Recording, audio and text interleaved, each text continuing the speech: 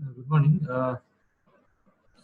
Today we are going to discuss about the FMEA, which we have stopped yesterday at point number 11, which is recommended actions. Which is recommended actions. Okay, in the previous class, which discussed about the limitations of RPN and how the RPN value is calculated. So it is a multiplication of severity as well as occurrence and the detection. So by multiplying these three, we are going to get the 80. 10 into 4 into 2. Likewise, 10 into 2 into 3. Likewise, 10 into 6 into 4 and 10 into 1 into 1. So likewise, if you calculate this RPN and which gives the highest RPN, which is the highest RPN, that will give the highest priority will be taken into consideration. Means the cable breaks is going to be a important thing which you need to consider for these actions. What are the recommended actions? The recommended actions are nothing but which are the tasks recommended by the FMEA team, because FMEA identified that based on the RPN value. So this is the cable is going to be give the problem potential failures. So that FMEA team is going to reduce or eliminate the risk associated with the potential causes of failure. Potential causes of failure. So what they are going to consider? They should consider the existing controls what we have and the relative importance of the issue, and as well as cost and effectiveness of the corrective action which you have told.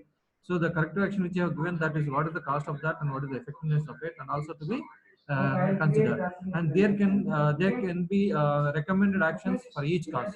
Can be many recommended actions for each cause. So here require the cable. So here the recommended action for our example which I have taken, handbrake system, require a cable from a cable supplier approved by all-terrain FMEA-TM. So the cable which is supplied by a supplier should be approved by the all-terrain FMEA-TM, because it has to undergo this FMEA, design FMEA and process FMEA, because by looking at this, then only we are going to allow that cable from the supplier. So these are the recommend actions which are given by the, see here if you look at this at 240, it's see the 240 says about the highest risk priority number, and then require cable DFMA, PFMA from cable. DFMA is the design FMEA, and PFMEA is nothing but process FMEA, and from cable suppliers which are approved by the FMEA team. It has to be approved by the FMEA team. So based on the results of cable DFMEA, develop the cable strength test and modify the cable design to improve the strength. These are the recommended actions are given for this kind of RPN value. And similarly, 80 for the 80, redesign handbrake cable routing to reduce the friction, because this problem is with the cable binds due to the inadequate lubrication or poor routing. So this for this we recommended actions are given as redesign handbrake cable routing to the reducing friction and make system intensive to lubrication degradation. And similarly, the modified bicycle durability testing to include the periodic brake cable checks for binding. Periodic brake cable checks for the binding. So these are the recommended actions here given by considering the highest RPN values. Highest RPN value. So next we go to the yeah, what are the actions taken? What are the actions taken? So actions taken is nothing but it is a specific action that is implemented. That is a implemented to reduce the risk. To reduce the risk to an acceptable level. So action taken is the specific action that is implemented to reduce the risk to the risk to the acceptable level. So it should be correlate to the specific recommended action. So whatever the recommended actions are there, that is in correlation to the specific recommended action, this action taken should be there.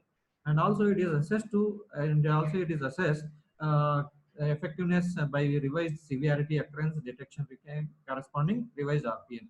So as we told that the revised values will be calculated. Revised values will be calculated. Yeah, see here. This is the after actions taken. After the actions taken, then what are the revised values of severity and occurrence and detection?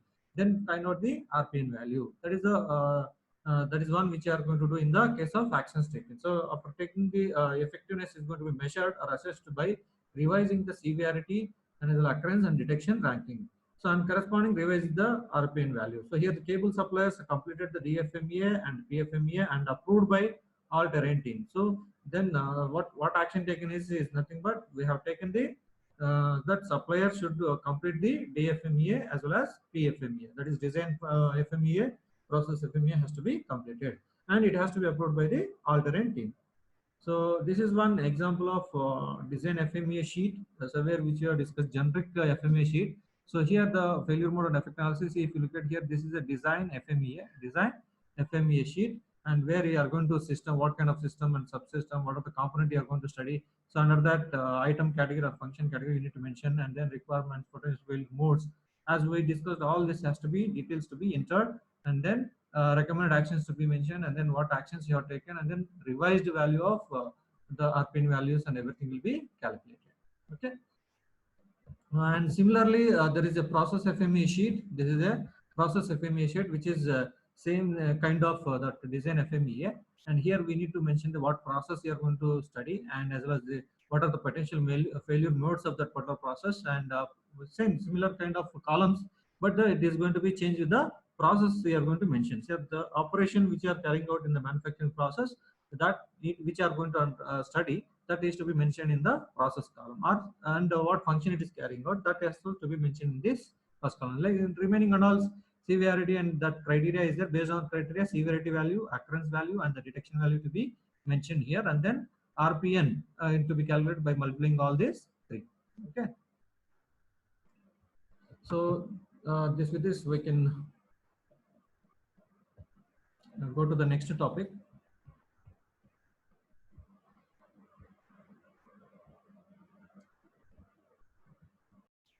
So next topic is talks about the product liability. Product liability. So here the product liability is generally, if you competition, if you take competition among the manufacturers, which going to motivate the manufacturers in order to provide the new or modified products. So if you have a competition among the manufacturers, which is a factor going to motivate these manufacturers in order to provide the new and modified products. However, the competition sometimes forces the marketing of products before they have been adequately tested. So before they haven't been adequately tested, because of this competition, their manufacturers forced to market their products. Forced to market their products without testing, means adequately tested. It's not completely tested. So unproved technology. So these kind of unproved technologies creates the hazards that are unknown prior to product use, that are unknown prior to product use. So the and also highly diverse and technically complicated product designs, highly diverse and technically complicated product designs has also increased the severity and frequency of injuries to the customers, and thus there is a need to reduce the risk of injuries and to compensate the injured consumers. So to compensate the injured consumers, that we can talk it as product liability. It is a kind of compensation. And consumers are initiating the lawsuits in record numbers, because they are complaining about their products, what they are using, and because of that results of injury and death or property damage from the faulty product design. And also the size of the size of the settlement has also increased significantly, which has caused an increase in the product liability. So the reasons for product injuries, why the product injuries is going to be happen. One is it is fall under the three categories or three areas, and one is the behavior or knowledge of the product user, because the product user may not be knowing the how to use the product, or the behavior, maybe the rough usage and all those. So that is also one kind of area where the product injuries has happened, and the environment where the product is used, and the environment where the product is used. So the environment. Where we are going to, due to the varying environments, these product users capacities and habits, it is difficult to devise an adequate safety program to reduce this type of injuries. And changing human behavior and environments, it is also not impossible. So only possibility we have is whether the company has designed and constructed the product carefully using the safety analysis and quality control.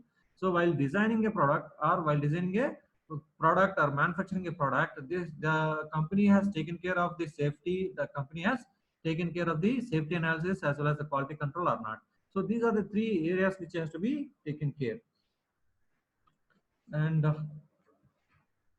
So product safety law. What is the product safety law? So generally the product safety law, why this purpose of this act is going to be, you need to protect the public, you need to protect the consumers, you need to protect the consumers against the unreasonable risk of injuries. So when they are going to use the product, if it is unreasonable risk of injuries are there, then the product safety law is going to protect those consumers, those consumers, and to assist the consumers in evaluating the comparative safety of consumer products, and it assists the consumers in evaluating the comparative safety of consumer products, and to develop the uniform safety standards for consumer products, because if you have a product safety law, then every manufacturer will be manufacture their product according to the safety law, so they develop the uniform safety standards for consumer products, so that they can minimize conflicting state and local regulations, because everybody in the nation, they has to follow the same kind of safety standards, so that the consumer products will be reduce the risk of the injuries. And also it promotes the research and investigation, into the causes and prevention of the product related deaths, illness and injuries.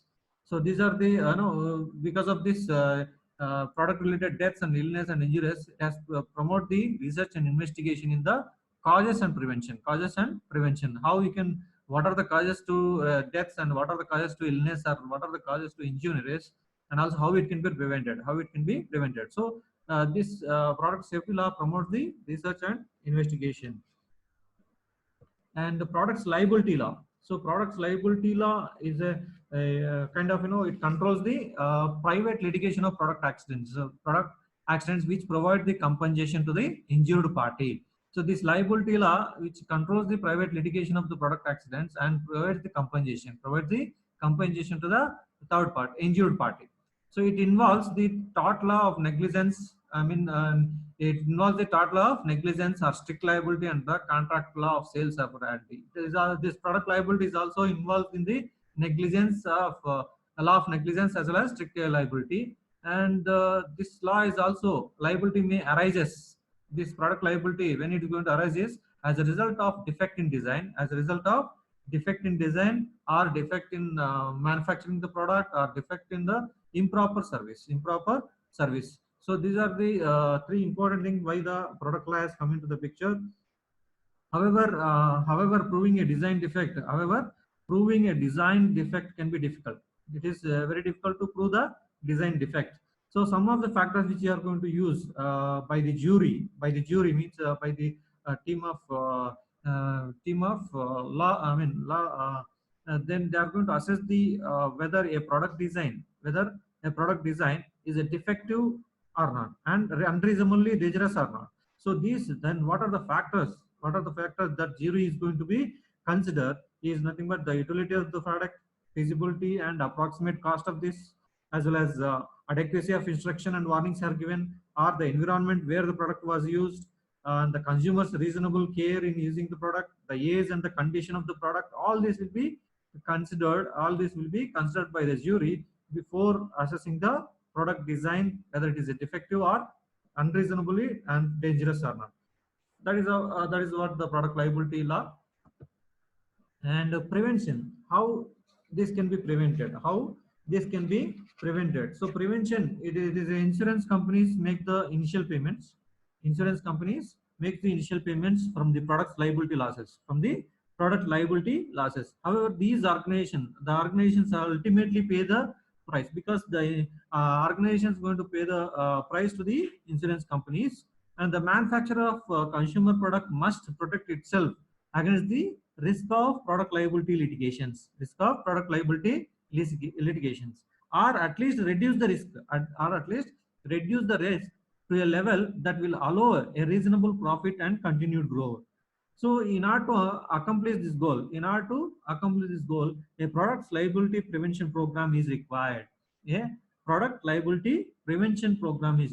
is why the prevention is come into the picture here. Although these programs, suppose these prevention programs will vary from the corporation to corporation, but there are some certain common elements which can be essential for this effective program. That is, prevention program. That is called as products liability prevention program.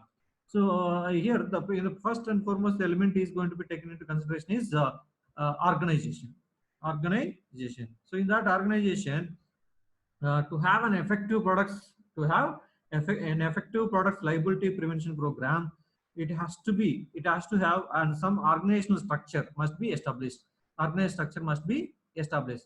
So in this regard, a formal product safety committee, a formal product safety committee should be established.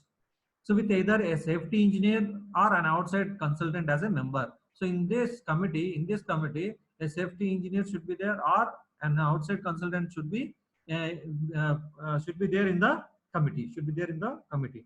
So a formal this function, the function of this committee is, what is the function of this committee? That is a formal product safety committee. This is going to review. This is going to be review and coordinate the various activities. This committee is going to review the and coordinate the various activities. So the members of this committee should not be from the no should be from the members of the committee which is formed, that safety committee, that is a formal product safety committee.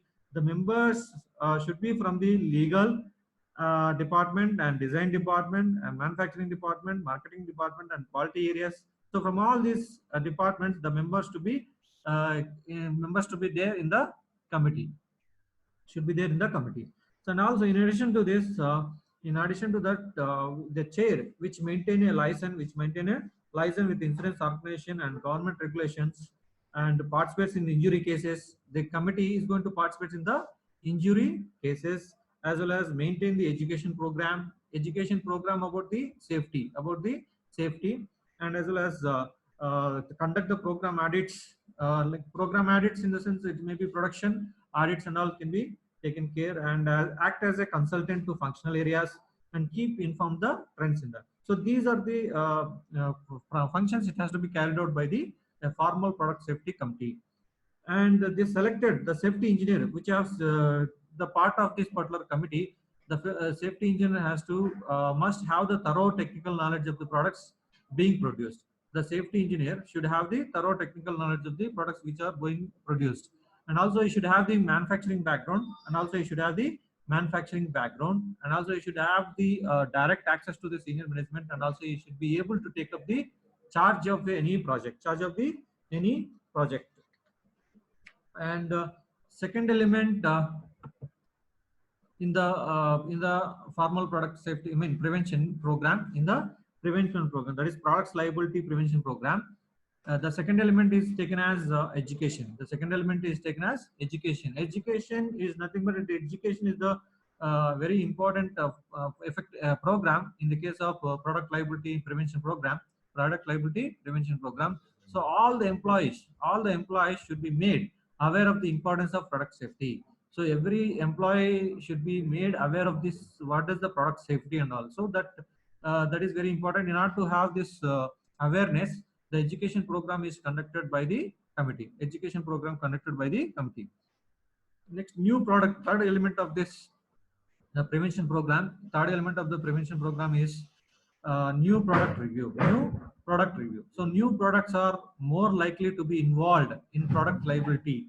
So new products review in the sense, whenever you start with a new products rather than existing products, then it is more likely to be involved in the products liability litigations than the well-established products.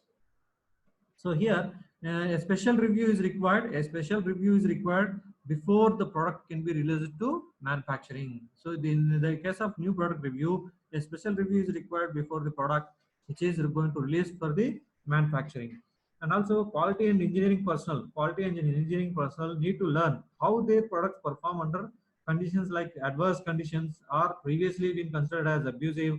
In the different conditions, how it's going to be products perform under these conditions. And also product safety design techniques should be adopted. What are the product safety design techniques are? Some of these techniques are which I have studied already, that failure mode and effect analysis, fault-free analysis, and fail-safe concepts, and Webull and other test data analysis, safety symbols for safety-oriented product characteristics, coded identification for traceability. All these techniques can be adopted in the product safety design techniques, in the product safety design. So in the new product review, a product review team is established. A product review team is established that has no preconceived notion of about the product. Means they don't have any idea about that particular thing. The review team is evaluate the product's compliance with the present and foreseeable industry and customer requirements, and customers known and anticipated use of the item are also reviewed. So in this new product review, these are the two important points which has to be taken care. And the next element in the prevention program is initial production review. Initial production review is nothing but the new product review is usually based on the hand built prototypes. A new product which you have new product which you have introduced, that has to be based on that review is should be based on the hand built prototypes. So therefore a subsequent review is necessary on the first production items, because initial production review is for the when you have going for the new product, you go for the new product. So it is very necessary, it is very necessary for going for subsequent review on the first production items, to determine if any defects, are encountered that did not materialize in the prototypes, so which cannot be identified in the prototypes. So the defects which are encountered that did not materialize in the prototypes, that has to be taken care in the subsequent review of the initial production review. So in the procedure review evaluates the manufacturing plan. The procedure review, that is production review. So the production review evaluates the manufacturing plan to determine the adequacy of FMEA, tooling and work holding devices, production machinery, materials handling, test equipments, inspection systems, sampling plan, packaging and shipping, operating instructions, safety warnings, all this, all these we can say it is to determine the adequacy of these points. And also all personnel who are active in the initial production review process can informally evaluate the product design for safety. Can evaluate the product design for safety. The more people evaluating the product for safety, the greater the potential liability exposure will be detected before the product is sold, in the market. So next very important point is periodic production audits. So periodic production audits can be taken care. So most manufacturing organizations periodically perform their production audits to verify or validate the effectiveness of the quality control system. Production audits are requirements of ISO 9000. As per the ISO 9000 requirements, the production audits will be taken care of. So these audits can be extended. These audits can be extended to evaluate the safety parameters. So the audit should be performed. On recently manufactured products. The audit should be performed on recently manufactured products, or the products that have been through the distribution system, and products that have been in customer use for substantial period of time. So all this, the audits should be performed on the recently manufacturing products and the products that have been through the distribution system, and the products that have been in customer use for substantial period of time. So, and inspection and testing of the product, is based on the simulation of the customers' activities. So feedback from the audit is sent to the product safety committee. So the whatever the feedback which you have taken, that has to be sent to the product safety committee. And the next is very element in the prevention program is control of warranties, advertisements, agreements, and all those. So the products liability prevention program must continually review the warranty, advertising literature, and dealer agreements, and all those. So the review should include a check to determine the terms and conditions of sale, or analysis by legal counsel of all advertising copy, sales brochure, promotional literature, and technical reports and presentations, and also an examination of purchase orders. So review should be taken on examination of purchase orders to determine the acceptability of any special warranty provisions, to determine the any special warranty provision. And also review should be taken in the an analysis of dealer distributionship also, dealer distributionship also, and franchise agreements and franchise agreements to determine the handling of defective items. So these agreements are allowed in court and can constitute an admission that the organization manufactures defective products. And also the review should be taken a check to determine the words of non-conformity and non-conforming unit have been used where it appropriate. And one more review is taken on the evaluation of cost problems of warranties. Evaluation of the cost problems of warranties, such as identifying and measuring the significant variables which are affecting the warranty costs, measuring cost of warranty products liability, and determining the different product characteristics, and determining the type of warranty services to be provided. So the review should be taken in all the cases which I have mentioned. And seventh one is warning labels and instructions. This is one of the element in the prevention program. So warning labels and instructions. So we need to provide. You might have seen this. The warning labels kind of warning. So if you touch, don't touch this at this particular because it is contains the high voltage, like kind of warnings. And flying objects and loud noises hazardous, like the kind of warning labels will be pasted on the product, okay. And warning labels and instructions, a major insurance company conducted a study of random product liability cases and determined that the largest cause of manufacturer's negligence was inadequate warnings for a breakdown of product.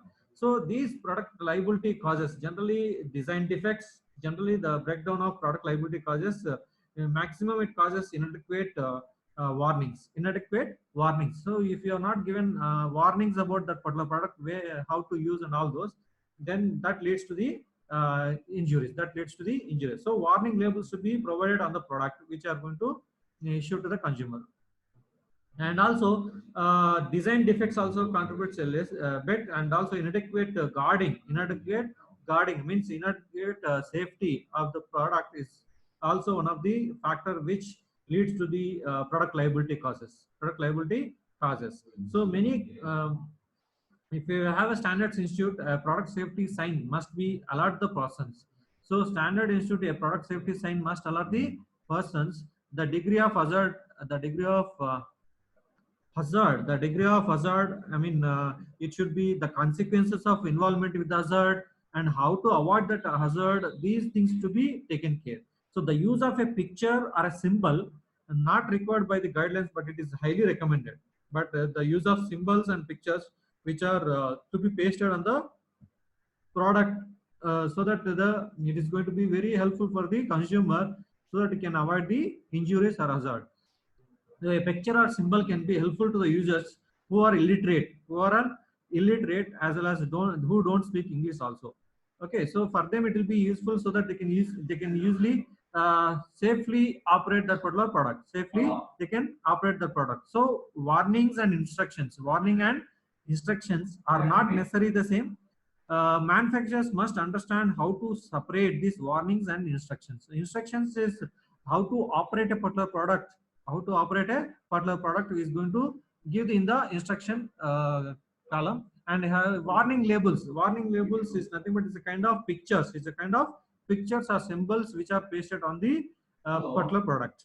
So a manufacturer may provide an instruction but fail to provide a warning that alerts the users to the danger, because you need to provide the instructions as well as you need to provide the warnings also. The warnings and instructions should be individual to each product and not generally written for many products in a product line. So warning should not be overdone, because overuse of warnings would dilute the importance of the message, because giving more warnings, it dilutes the why we are giving the warnings. And also a warning label is not needed on every step on the ladder. Okay, so warning label is not required on every step of the ladder. So where it is required, there you have to mention. So if you have look at that. Say for example, some voltage, high voltage is in the particular product is there.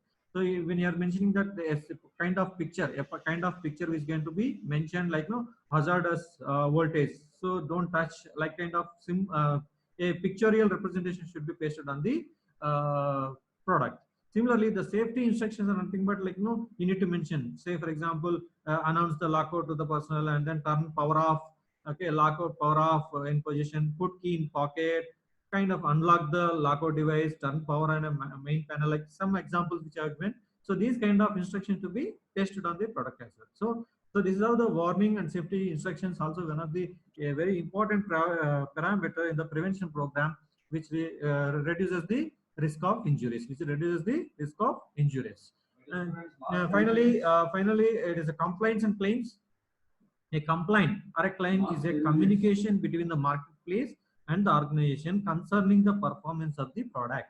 Concerning the performance of the product. So this information, the information serves the organization in alerting the manufacturer to need of corrective action. So this information, the complaint in the form of complaint, the information in the form of complaint. So it alerts the manufacturer for the corrective action. It alerts the manufacturer for the corrective action.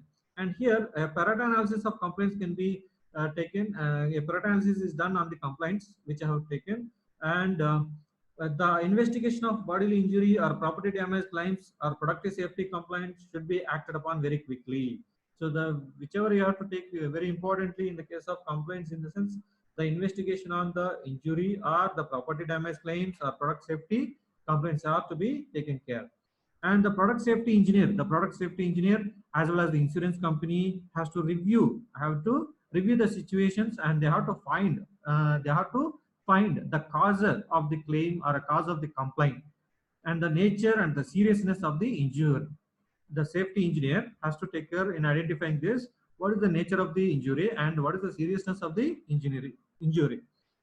And also the failure mode that caused the situation. What is the failure mode that caused the situation? And also the age of the defect, when whether it was present when the product was sold. And also they need to find out the negligence of the parties also. So an early investigation can lead to quick settlement of the reasonable claims or preparation of defenses for those claims. So that may require litigation. And also we have the retention of records and document controls, also one of the important prevention program. We need to, the defense of a product liability lawsuits necessitate the availability of design, production and sales records. So the products development and test records to be maintained, results of process, product and system inspection audits which I have taken care of in designing a product, that also to be maintained, because we need to produce these documents during the jury committee. And also service life data, original design data, all these data to be documented and maintained. So these are maintained in such a manner that the material or product can be traced to a given shipment or operator, mission, time and so on. So record must be protected from the loss by storage.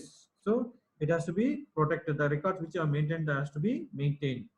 And one more is ISO 9000 documents. Of course, ISO 9000 documents talks about the product liability lawsuits represent the ultimate quality failure of a product.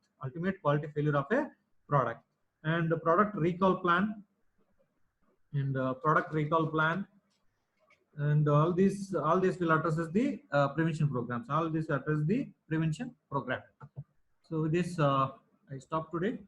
So tomorrow we'll discuss the next tool and technique which are used in the